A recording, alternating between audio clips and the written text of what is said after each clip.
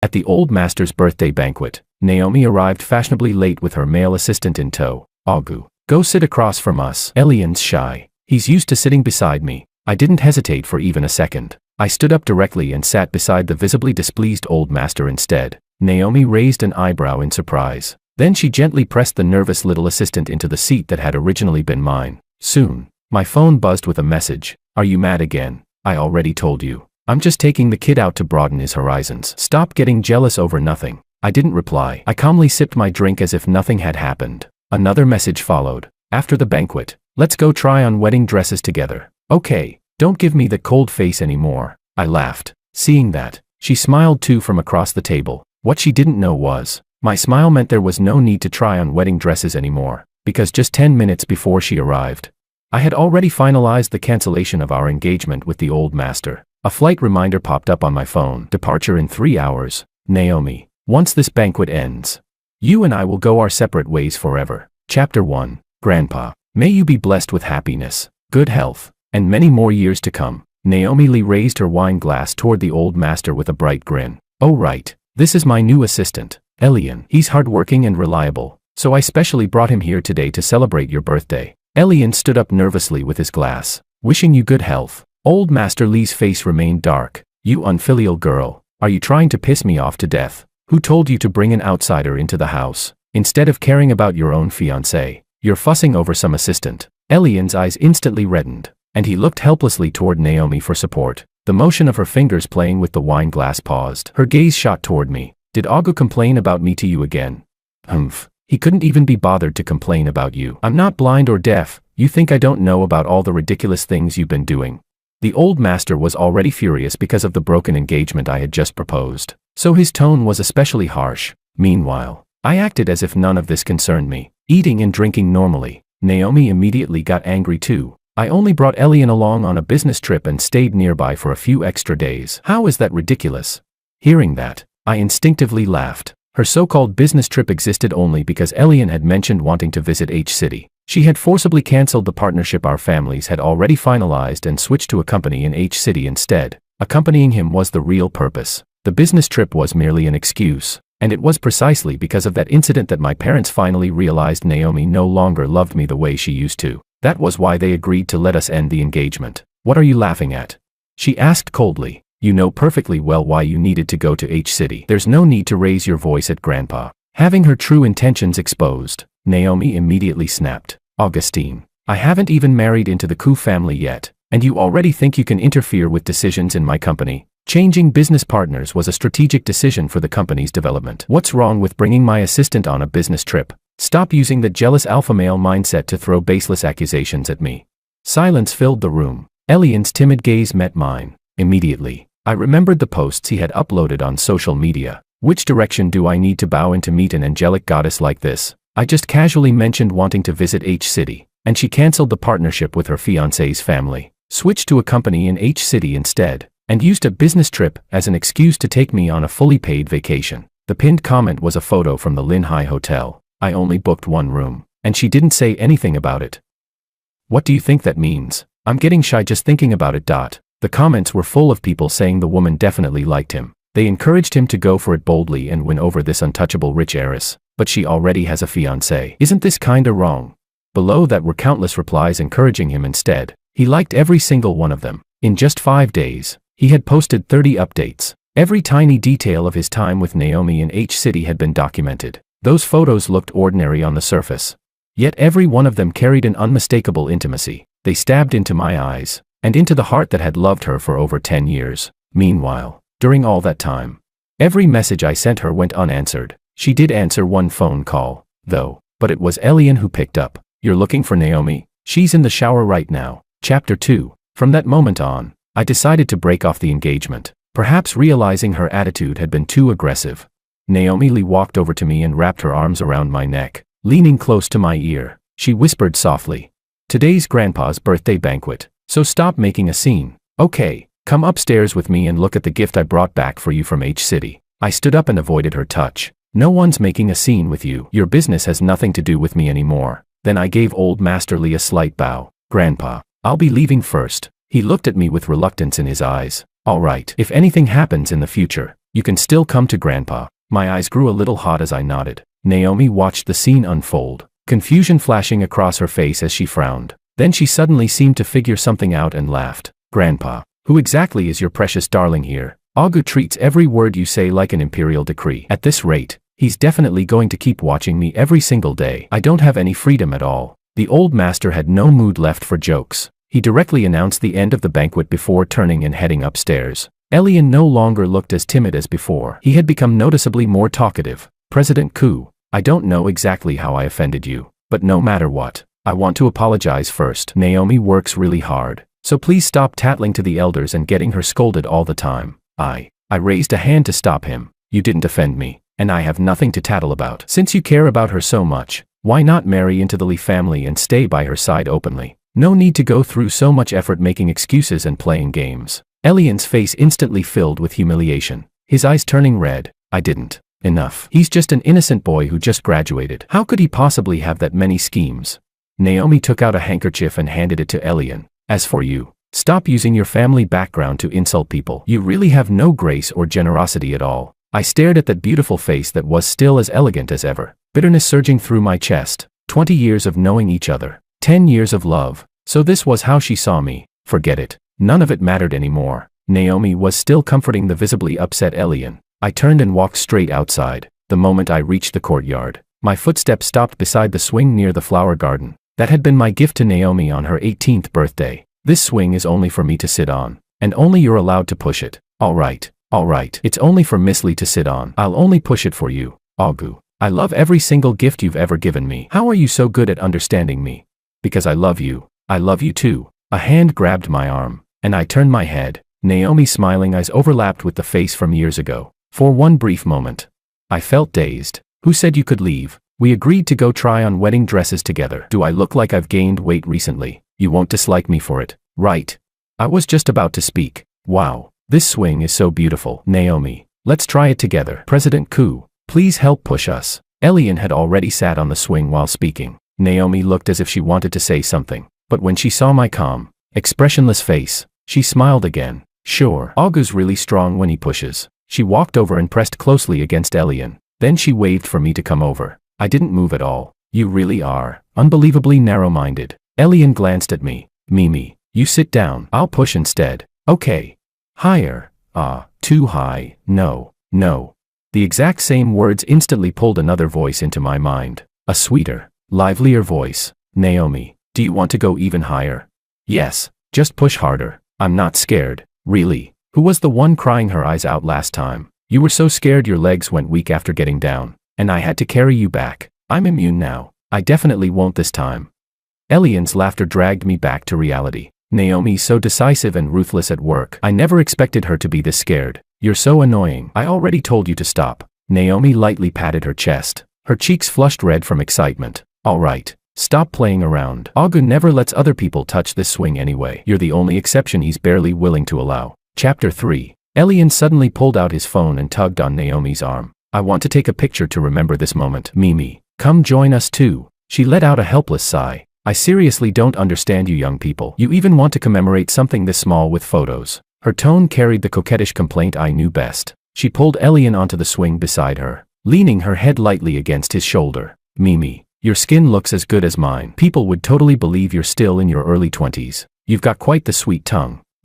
Bet you've charmed plenty of girls before. No way. I've only ever said things like that to you. I walked alone toward the front gate. The conversation behind me gradually faded into silence. After returning home, I grabbed my suitcase and headed for the airport. My phone vibrated. Agu, let's postpone trying on wedding dresses for a few more days. Brenda and the others organized a gathering and asked me to come over. Don't be mad. Okay, once this busy period is over, we'll go to Paris for our wedding photo shoot. I turned off the screen and rested my head against the car window, watching the scenery slide backward outside. Paris. It had originally been planned 2 months ago. I spent 2 whole weeks researching and planning everything. Different weather conditions, tourist spots, lighting setups, photographers suited for different shooting styles. Every detail had been arranged according to her preferences. But Elian's arrival ruined everything. Naomi took him everywhere she went. Officially, she claimed she was training him. But the frequency of her replies to my messages became lower and lower. Whenever she said she was busy, What I actually saw from Elian's posts was her accompanying him to check out newly opened dessert shops near the company. She went with him to enjoy the thrill of ditching work and to watch newly released movies. Whenever I confronted her afterward, she always had an excuse ready. I was only testing the desserts there. If they're good enough, our company will have another option for afternoon tea in the future. We had just finished visiting a client and happened to pass by the cinema. Elian was rarely in the mood to watch something, so I didn't have the heart to ruin his excitement. She even skipped my birthday party and our anniversary. Disappointment piled up little by little like this. When I brought up breaking off the engagement to my parents in Canada, they strongly opposed it. It wasn't until last week, when Naomi actually cancelled 2 long-term business partnerships just for Elian, that they finally realized how serious things had become and agreed to the engagement being called off. Old Masterly had always doted on me since I was young. Faced with my determination, he could only compromise. In the end, it was that foolish girl who let you down. Don't be afraid. Even if you can't become my grandson-in-law anymore, Grandpa will still care about you the same way. Another message from her popped up. Augu, I forgot to give you the gift I bought for you. I'll bring it over tomorrow. Yuri, not still mad at me, are you? If you don't reply soon, I'll assume you don't want it anymore. They're cufflinks. You know. I'll give them to someone else. Your temper is getting worse and worse. You promised you'd always tolerate me, but now you're going back on your word.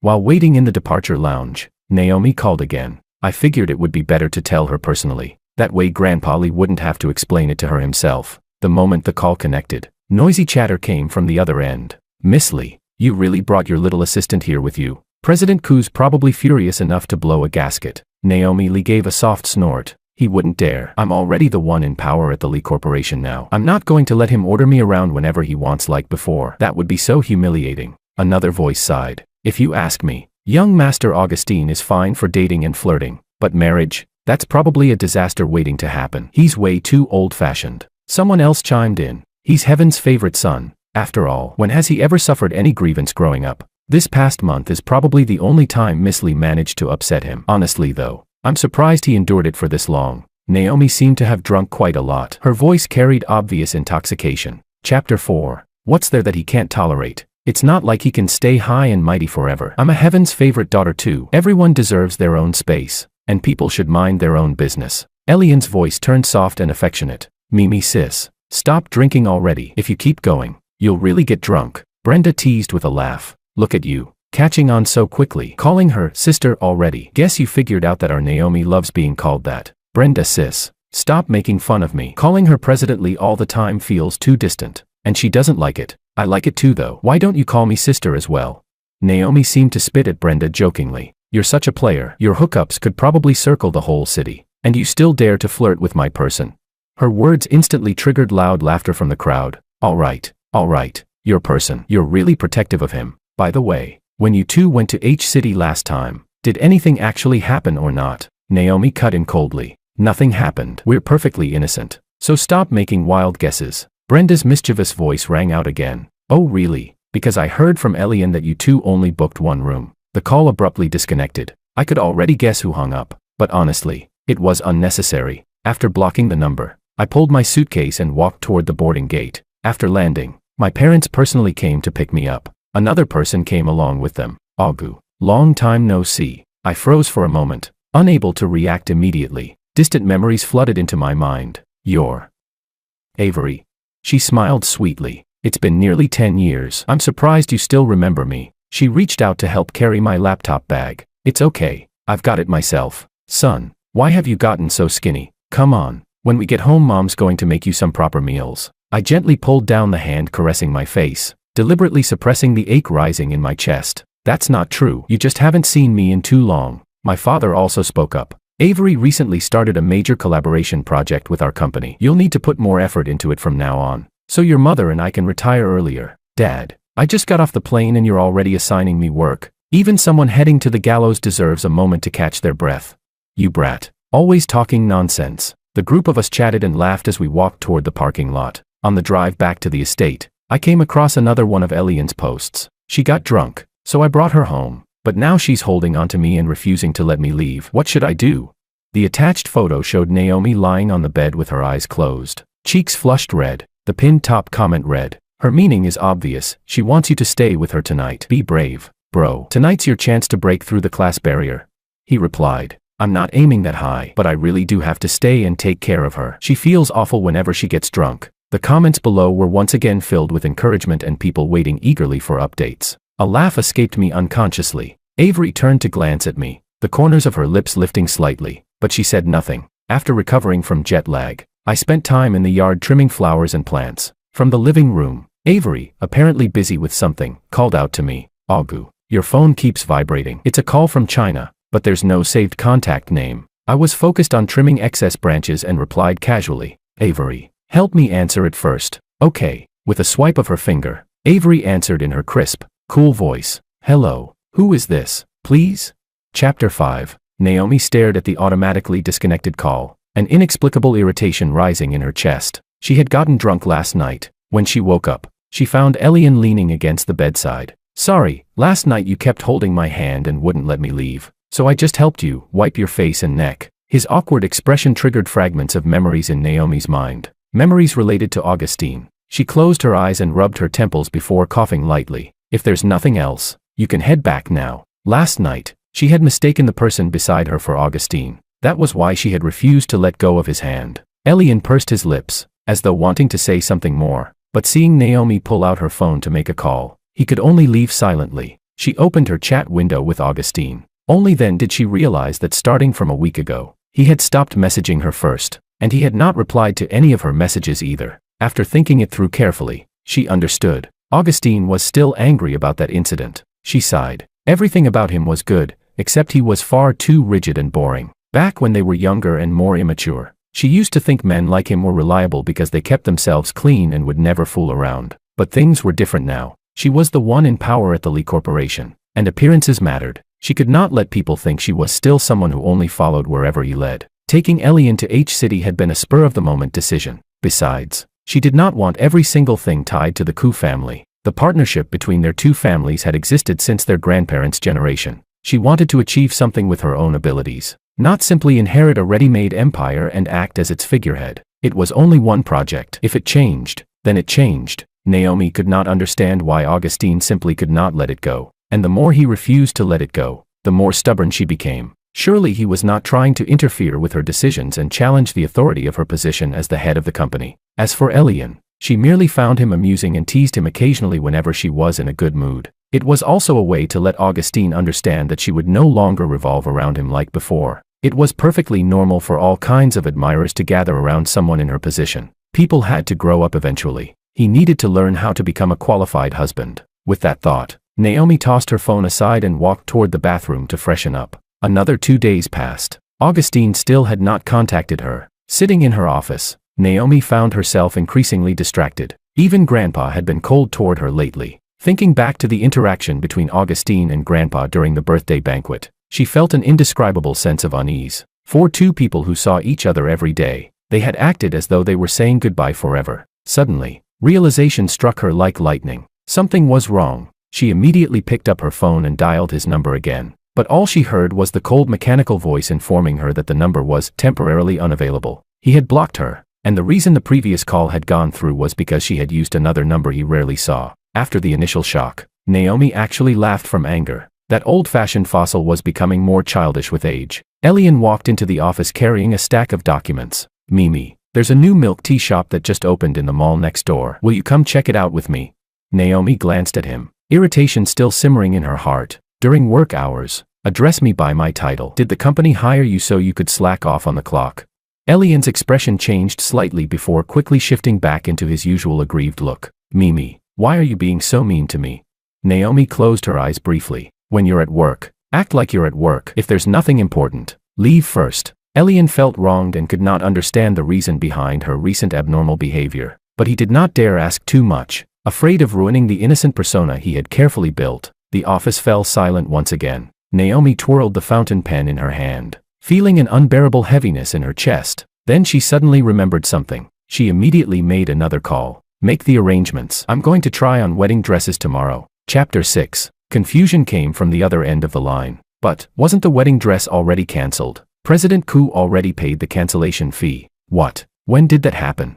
Naomi's voice trembled without her even realizing it. The other person was startled by her reaction. 3 days ago. 3 days ago. Grandpa's birthday banquet. She abruptly hung up the phone, grabbed her car keys, and rushed out. Her car screeched to a stop outside the old family residence. Grandpa. The moment she charged into the living room, she was met with a slap from the old man. And what are you still coming back for? You might as well just anger me to death. Naomi covered her swelling cheek, disbelief filling her eyes. Grandpa, you hit me.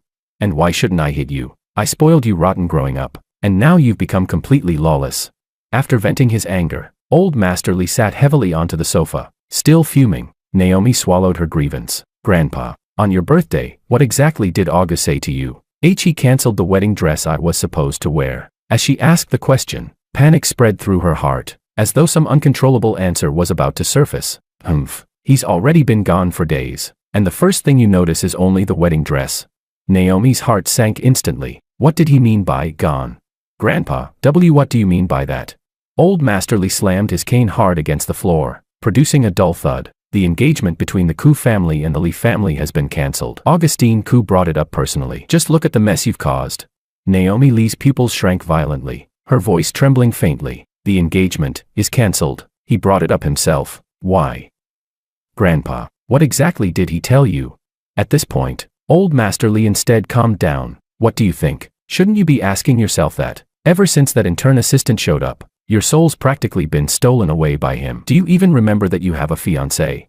Naomi froze. Just because of Elian, Augustine wanted to break off their engagement. When would he stop acting so impulsively and emotionally? At that moment, her anger mixed with a panic she desperately tried to suppress. I never did anything to betray him, Grandpa. He's only this childish because you spoiled him too much. I'm the CEO of a corporation. Can't I even have my own space? I just slap. Her other cheek swelled as well. The anger Old Masterly had barely managed to suppress instantly flared up again. You, that business in H City where you stayed in the same room as that assistant, he told me every detail personally, and you still dare say you didn't wrong him. How did the Lee family end up producing something this disgraceful? Naomi was stunned senseless by the slap. Stayed in the same room. Then she remembered, while they were in H City, Elian had booked a presidential suite, 3 bedrooms and 1 living room. She had never cared about such details, but how had Augustine found out? Why don't you ask that precious little assistant of yours exactly what he's been doing? Seeing through her thoughts immediately, Old Masterly exposed the truth directly. Grandpa, where did Augu go? She had already sent people to search for him, but there was no one at the Koo family residence. That day, he flew straight to Canada, and only now do you come asking. Back then, when he insisted on cancelling the engagement, I tried my best to stop him, but now I finally understand why he was so determined. You truly have disgraced the Lee family. He flew to Canada to see his parents. Alongside shock and anger, Naomi also felt an inexplicable sense of grievance. Augustine had condemned her without even hearing her side of the story. After all these years, he still lacked even this little bit of trust in her. She returned directly to the company and immediately summoned Elian to her office. Mimi, you were looking for me. Elian still wore that same innocent and pure expression. Did you post anything related to me on some social media platform? Chapter 7. Naomi stared directly into his eyes and asked coldly. Answer me honestly. Elian trembled instinctively. And no, I didn't. She saw through him instantly, and her expression darkened at once. You'd better tell the truth, otherwise, I have plenty of ways to make you talk. Don't force me. Elian had only just entered society when he encountered a heaven's favorite daughter like Naomi. She had treated him so well that he became the center of attention within his social circle. He had never seen such a frightening look in her eyes before. I only shared some daily life posts, but I never showed your face. Give it to me. She suddenly barked the order, holding back tears. Elian shakily opened the posts and handed over his phone. Naomi read through each and every post, especially the comments underneath them. Her expression became darker and darker. Who allowed you to post these things? And who gave you the confidence to think I could ever be interested in you? Elian's tears finally spilled uncontrollably. Her words had crushed his pride completely. Naomi, I just wanted to gain followers. This is my first job, and all my classmates envy me. So I thought. Looking at him only irritated Naomi more. Delete everything immediately. Then go to HR and process your resignation. Elian lifted his head in disbelief, even forgetting to cry. Why? I don't want to. You obviously liked me so much. Why are you treating me like this? Naomi let out a mocking laugh. I have a fiancé. Why would I like you? What exactly is there about you worth liking? Then why did you cancel the collaboration with the Koo family just to take me to H City? Why did you allow me to stay in the same suite as you? Skip work with me to check in at places, watch movies with me, and even bring me to your grandfather's birthday banquet. Weren't all those things because you liked me? Elian genuinely could not understand how a person's attitude could change so drastically. Naomi impatiently smashed the decorative ornament on her desk. What do you know about business matters? As for everything else, I just thought it was entertaining and teased you for fun. More importantly, I wanted to see how Olga would react. Elian's body swayed violently. So the affection and favoritism he believed he had received were merely tools to test Augustine's emotions. He was nothing more than a tool. No, not even that. Just a dog. The crushing disparity was too much for him to bear. With reddened eyes, he ran out of the office. Naomi sat in her office chair, lost in thought for a long time. Memories suddenly flooded into her mind. Ever since she first learned how to speak, the adults around her would ask whether she liked Augu. Looking at the little boy who always tried to act mature beyond his years, she had felt delighted. She would happily answer that she liked him and wanted to become his bride when she grew up. Her words always made the adults laugh warmly. Later, they gradually grew older and came to understand romantic feelings between men and women. She knew that someday, they were destined to marry. She wanted to place every beautiful thing she had before him, as long as it made him happy. But once people grew up, many things inevitably changed. Taking over the company made her feel both exhilarated and exhausted. She needed a different kind of freedom, but Augustine's way of thinking seemed never to have changed. And so, a slight deviation appeared in their relationship. To her, it had never seemed like a major problem, but now it appeared that she had been the only one thinking that way. A powerful wave of panic suddenly overwhelmed Naomi. She made a call and instructed her secretary to arrange a trip to Canada. Some things would surely be resolved once they talked face to face. Chapter 8. I gradually began taking charge of the collaboration project between our company and Avery's family business. Avery also moved her office right next to mine. During lunch break, I suddenly remembered something. Oh right, didn't you answer a phone call for me on my second day back? Who was it? Avery thought for a moment, her gaze deepening slightly. Oh, the other side hung up as soon as I answered. I assumed they dialed the wrong number, so I didn't mention it to you. I nodded. That made sense. All my friends back in China had saved contact names. Augu, tomorrow's our day off. Where do you want to go? After spending this period together, I could clearly feel Avery's feelings for me. Avery, I know how you feel about me, but I just ended a relationship, and my thoughts are still a mess. I don't want to treat you like a tool to help me move on from the past. That wouldn't be fair to you. People online always said that the best way to forget an old relationship was to start a new one, but I disagreed. If the heart had not been completely cleared out, there was no room for someone new to enter. She smiled gently. You really haven't changed at all. You're still so considerate toward other people. Her words made me somewhat embarrassed. When I was little, I used to accompany my mother back to my grandmother's hometown, and Avery had been my best playmate there. Later, when she went to university, her whole family moved to Canada. We never saw each other again after that. Separated by 10 years of time, our understanding of each other still remained frozen in our youthful memories. To suddenly jump into a relationship now would be irresponsible for both of us. Sorry. I don't really know how to say this properly. She nodded in understanding. You don't need to apologize. I understand everything, so don't pressure yourself. We're still business partners and childhood friends. We can take things slowly. Augu, when it comes to you, I've always been patient. Back home, eating the meal my mother prepared, I suddenly felt that there was no greater happiness in life than this. Son, how have things been going between you and Avery lately? Focused on eating, I nodded casually. It's been pretty good. Whenever something's unclear, she reminds me. You don't have to worry about the collaboration project. My mother sighed helplessly. That's not what I'm asking about. Only then did I look up at her and blink. Do you know why she went abroad in the first place? I looked puzzled. Wasn't it because uncle and aunt wanted to expand their business over here? My mother's expression turned nostalgic. That's because she heard you already had a marriage arrangement with the Lee family. She was heartbroken and insisted on studying abroad. Your uncle and aunt worried about her, so they simply moved the whole family overseas with her. At this point, she sighed again. That child is truly wonderful. All these years, knowing how good your relationship with that girl from the Lee family was, she never disturbed you. Even when she wanted to know about you, she only asked your aunt to quietly inquire with me. I slowly put down my chopsticks, unable to process everything immediately. Avery, had she always liked me? I had never realized it. Perhaps because my gaze had always been fixed solely on Naomi. I had never once noticed the eyes silently watching me from behind. My mother continued speaking. All these years, she's always been alone. You don't know this, but the day she heard about your broken engagement, she was happier than anyone, yet she refused to let us tell you. She said she didn't want to pressure you and wanted to leave everything to time. Honestly, that child has been thoughtful ever since she was young. So that was the truth. The next day, when Avery and I met again, I could not help feeling slightly awkward. At that moment, Grandpa Lee called. Augustine, that girl Naomi ran off to Canada to find you. Don't pay attention to her. Just make her hurry up and get back here. I was not surprised in the slightest. I understand. Grandpa, please take good care of your health. I'll come back to visit you when I have time. He answered with several repeated, good, good, good. Chapter 9. After work, Avery and I walked out of the office building side by side. Are we going home for Auntie's cooking tonight? Or eating at a restaurant? I glanced at the sunset spreading across the sky and did not want to waste such beautiful scenery. Let's go to the seaside restaurant for French cuisine. Okay. The moment we reached the parking lot, a figure suddenly rushed in front of us. Startled, Avery stumbled backward. Careful. I grabbed her arm with one hand while steadying her waist with the other. You're not allowed to touch anyone else. Only after hearing the voice did I look up properly. Naomi aggressively shoved Avery. Have you lost your mind? After regaining my balance, I shouted at Naomi. Augu, you're yelling at me. You're yelling at me because of this woman. Her expression of hurt and disbelief only made her seem ridiculous to me, compared to you flaunting your little assistant around in public everywhere. What's wrong with me protecting my good friend?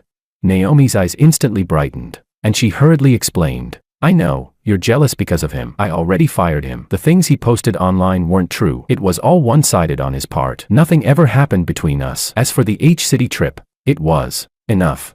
I cut her off sharply. I don't want to hear any of this. Naomi, our engagement is already over. From now on, we have nothing to do with each other. Stop bothering me. I had absolutely no patience left to listen to her explanations, but she still stubbornly persisted. No, you misunderstand me. You don't trust me, but I never betrayed you. I have to explain this clearly to you, Augu. I won't agree to breaking off the engagement.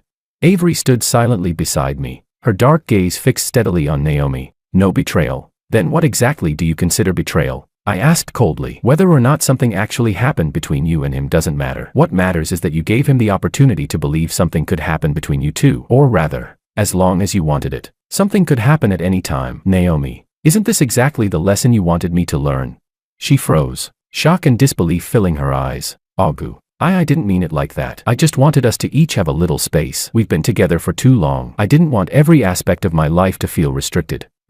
A mocking laugh escaped me. They're all just excuses. None of the things you mentioned required a third person to accomplish. Traveling with him, checking out cafes and restaurants with him, watching movies together, even bringing him to Grandpa's birthday banquet, all of it was just a compliance test for me. If I kept tolerating it again and again, then after marriage, you'd only do things even more outrageous. I can already predict it. Let's end it here. There's nothing left for us to talk about. Just as I turned to leave, she stepped toward me, but Avery immediately reached out and blocked her path. Augu has already made it clear that he wants nothing more to do with you. Miss Lee, harassing someone like this is honestly beneath you. Naomi's vicious glare shot toward Avery like something tangible, her entire body radiating a frightening aura. What right do you have to call him Augu too? I'm the only one allowed to call him that. And whatever happens between him and me is none of your business as an outsider. Avery smiled gently. From the current situation, it seems you're the outsider now. Naomi turned toward me, her expression unreadable. Augu, what exactly is your relationship with her? I took Avery's hand and slightly lifted my chin. She's about to become my girlfriend. Naomi's breathing faltered, her eyes trembling violently. That's impossible. We grew up together. We only ever loved each other. How could you fall for someone else? Although Avery maintained a calm expression on the surface, her hand trembled faintly in mine. I no longer paid Naomi any attention and simply led Avery into the car. As the engine started, I glanced once through the rearview mirror. She stood there alone, motionless, staring fixedly at the departing taillights as if frozen in place. Chapter 10. When we arrived at the restaurant parking lot, Avery finally spoke. Augu, what you said earlier, was it only to get rid of her?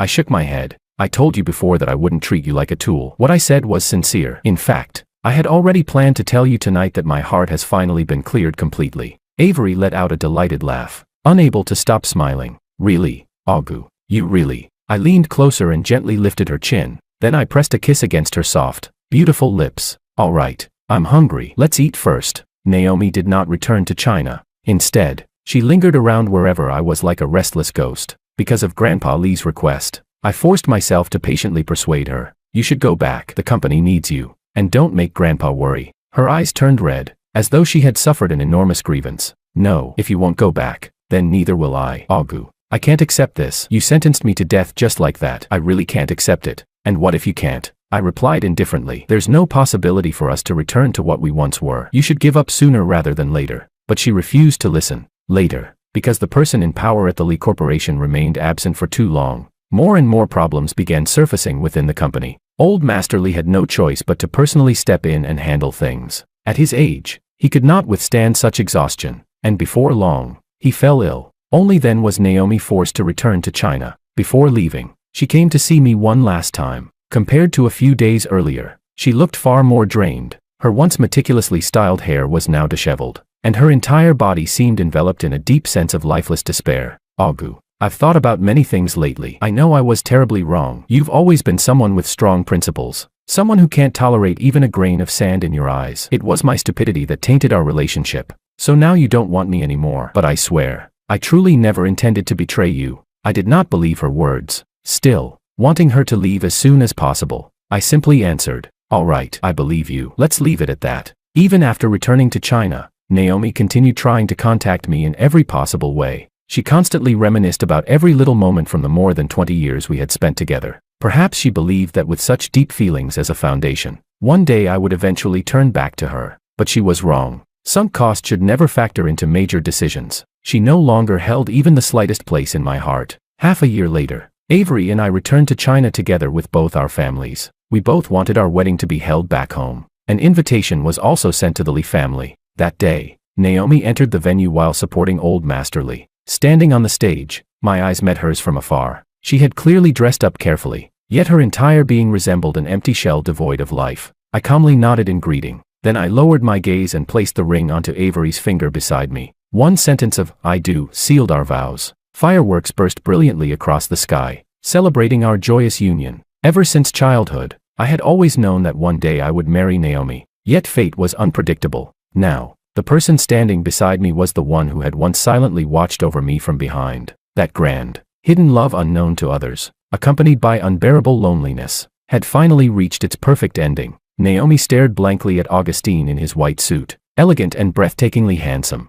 The dull ache in her heart grew sharper and sharper. This version of him had appeared countless times in her dreams over the past decade. Clearly, they had only been one tiny step away. Yet she had personally lost the boy whose entire world had once revolved around her. Naomi understood clearly. For the rest of her life, she would never truly move on from this.